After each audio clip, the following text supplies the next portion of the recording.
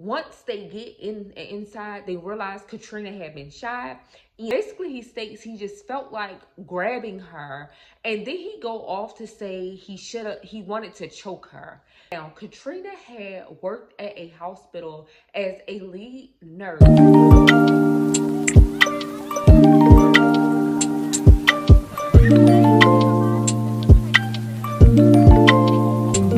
Hello everyone and welcome back to my channel.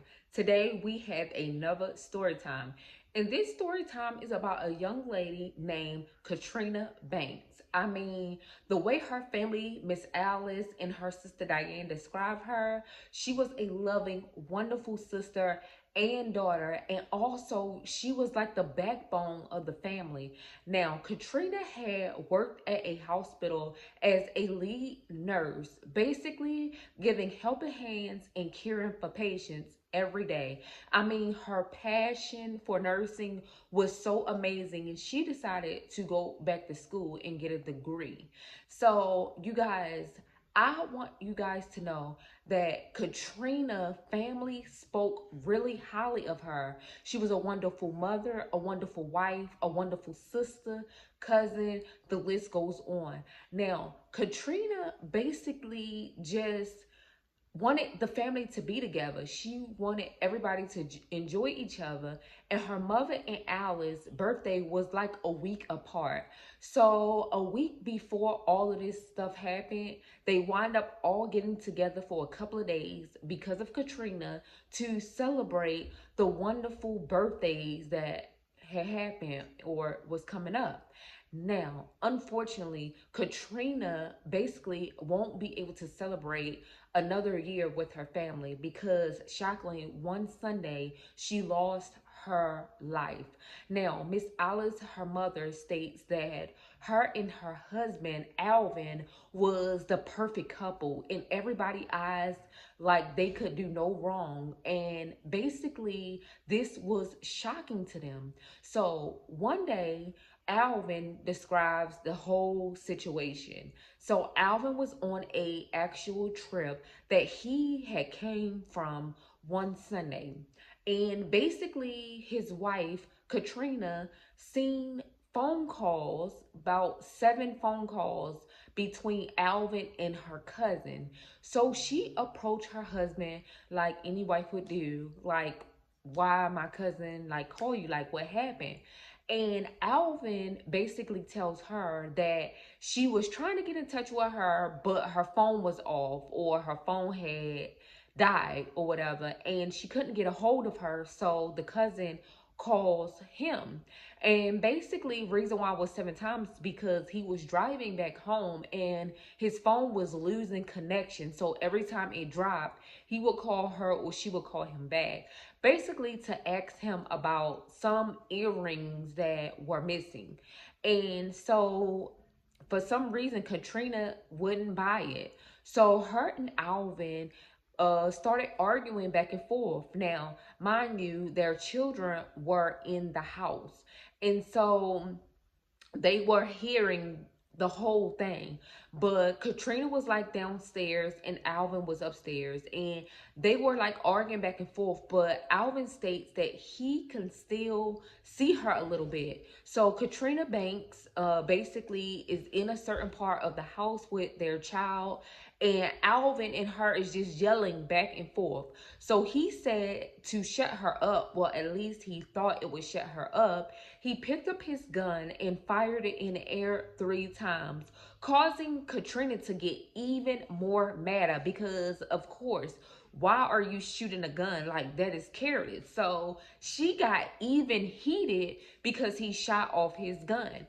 And so they was going back and forth, and Alvin tells her to shut up. And basically he states he just felt like grabbing her. And then he go off to say he wanted to choke her. But instead he got his gun and shot 2 more times downward into the floor. So now at this time, Alvin says everything went silent. Like, it was no more arguing back and forth. So he was kind of curious of what was going on. So now he goes downstairs and to go into other room with their youngest child and Katrina. Katrina was on the floor unresponsive. Alvin instantly panicked. He saw her on the floor, so he goes, Katrina, get up, stop playing. And she was not responding.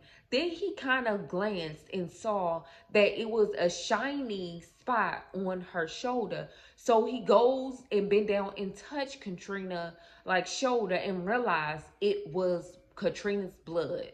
So now he's even more panicking. He was like, Katrina, baby, get up, please get up.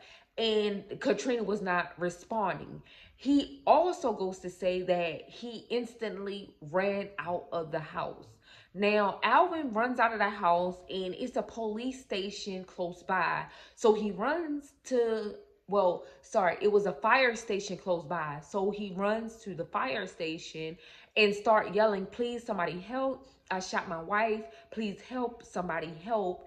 And he's like, let's go, let's go, let's go. Basically, to get them moving because, of course, somebody runs in the fire station screaming, I shot my wife. They are instantly like, oh, like, wait.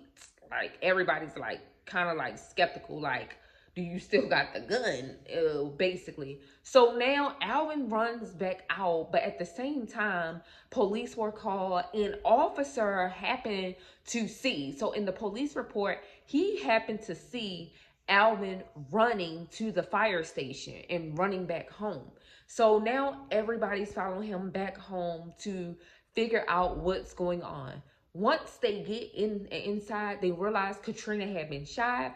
EMTs were called, and unfortunately, it was too late, but they rushed her to the hospital anyway.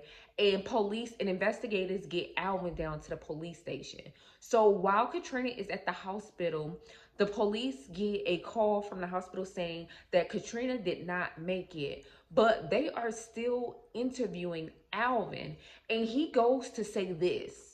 He said, no, you called her 7 times. I'm like, Trina. I said, was driving back. We lost connection. She called me back. I called her back. And she kept pushing. And I was like, I said, leave it alone. I said, there's nothing going on. So basically, this whole thing stemmed from her thinking you're messing around on her. Oh my God, it's crazy, dude. Roxanne, all the women in the family are threatened by her. You know, I mean, she's a beautiful woman. So I picked up a TV tray. I threw it downstairs, make sure I didn't hit her. Bam! I was like, stop. You pissing me off. This is supposed to happen. I should have just grabbed her because I wanted to grab her. I said, I feel like I'm choking you right now. So I figured I grabbed my 45 and shot a couple rounds off in the air. Then that will make her shut. So I went pop, pop, pop. I think it was 3. And I noticed it got quiet. Could you see her when you were shooting the rounds? Could you? Yeah, I was looking at her. I was shooting that straight up because it was just a getaway, stop, bang. I shot that straight up in the air. I don't know. It must have hit something and ricocheted down. At no point in my military mind would I ever point my weapon at my wife. I love her. Y'all hear me? Probably. I love her. Have you ever done that before? Hell no. Okay. Hell no. Your wife has passed. I'm not going to not tell you, man. It would be right. Okay.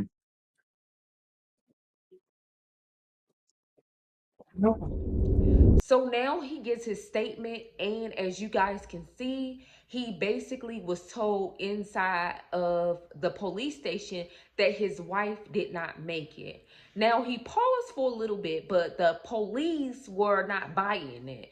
He was not emotional enough like they thought he was for a person to be sorry for doing a careless act as Alvin did. So they all just charged him with murder. Now, Alvin goes to trial about this case. Now, Diane and her mother was like, instantly, once the jury and the stuff, heard the case. Now, mind you, Alvin never changed his story. He always stick to the same story. But Diana and Miss Alice wasn't buying it. The family was just not buying it. even though they stated that they were the perfect couple in everybody's eyes. Like they were the motivational couple. Everybody looked up to them far as their relationship wise and family wise. Now they were appalled that Alvin wind up getting off based on what the jurors, decided. They decided that he didn't mean to shoot and kill his wife. So he got off on basically, cruelty to children charges and stuff, of course, because his children were there. And Alice and Diana states that they were devastated, especially Diana, because her sister was like her best friend and she could not piece any of this together. And Alvin got off, and the children were still living with Alvin. And she just felt like, how could he still have those kids? It's like she felt like being stabbed in her heart all over again. First, she lose her sister, and then the kids, her nieces or whatever, nephews or whatever, she not able to see, and they're in the house with her sister's murderer, Katrina's murderer. So she was heartbroken, you guys. I say this to say that we need to cherish our family members and our loved ones as much as possible. You guys, he shot this gun, and the family just think like the training he had, because he was in the military, the training he had, they felt like he meant to do this, or like he should have been more careless. He should have thought before he picked up, a gun, because he was in the military. He had this training. He should know what and what not to do. And shooting in the house was just not it. Now, you guys, he was able to keep his kids. And until this day, he states that he didn't mean to kill his wife. He really loved her. He just wanted the confrontation to die down. Now, what kind of puzzled me is he said that he should have squeezed her or choked her. And records show that basically this family had no record of domestic violence or anything. Like, this was a first, and unfortunately for Katrina, the last time that this would happen. And he states that he rather went to jail for putting his hands on her, like choking her, as he stated, than, like having to deal with and relive the whole situation of him murdering his wife. Now, what kind of puzzled me is that police officers state that while in jail, he mentioned to his lawyers or something about life insurance, but then they go to say it wasn't about life insurance about his wife. Like, come on now. He didn't have to mention, Katrina. But if he wanted information, I'm pretty sure he was pertaining to his wife and her life insurance if she had any. But, nevertheless, we all have our own opinions. But what got me is they said that the bullet that hit Katrina basically showed signs of bouncing off of something, going through the wall, because based on a hole. And also the hole that was in her shoulder showed signs of the bullet traveling, like it bounced, versus all the other bullets that Alvin stated that he thought would go through the wall or stay in wherever he shot it at. This particular bullet bounced off things. So that's what happened. And that's what happened when you be careless. Like, even if his story is true, like, he didn't mean to kill his wife, like, why would you pick up a gun with two children in the house and your wife in the house to shoot it off? Like, that's weird. And even if you felt like, like she was just going above and beyond about this argument, about you and a cousin having a conversation, like, take a step back, walk away from the situation, leave the house. But shooting a gun 5 times in a house with people in it was just careless. My opinion is he should have served some type of sentence for even shooting the gun, other than just because the kids were in the house.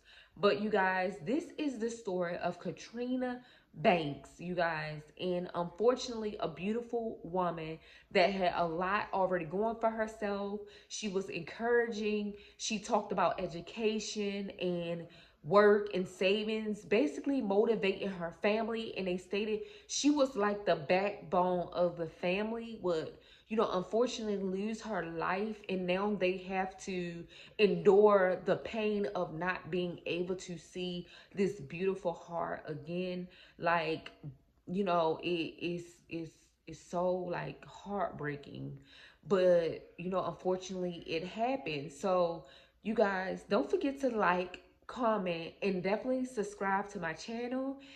Peace.